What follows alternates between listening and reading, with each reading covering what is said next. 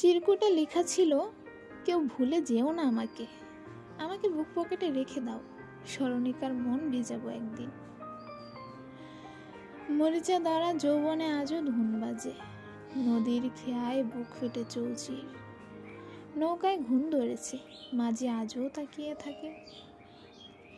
অলেকা গত হয়েছে, যুগ ফুরালো প্রায়, আজও পুরানো খদ্দের আসে তার খোঁজে, শূন্য বাড়িটাতে আজ তালা ঝুলে। মধ্যরাতে নদীর চরে বাদাম খেতে শিয়াল ডাকে, মাঝি আজ পাহারাদার, কত অনয় বিনয় করে, আমায় ক্ষমা করে দে, না খেয়ে মরবো তো। স্কুলের মেয়েরা আজ অলেকার বকুল গাছের শখের বকুল ফুল কুড়িয়ে নিয়ে যায়, তার কবরের চিহ্ন নেই বললেই চলে, তার বুকও আজ চৌচির। বুক পকেটের চিরকুটটা দিন দিন ক্ষয়ে পড়ছে, জীবন খাতার হিসেবের মতো, শিয়ালগুলোর ডাকও আজকাল আর শোনা যায় না খুব একটা।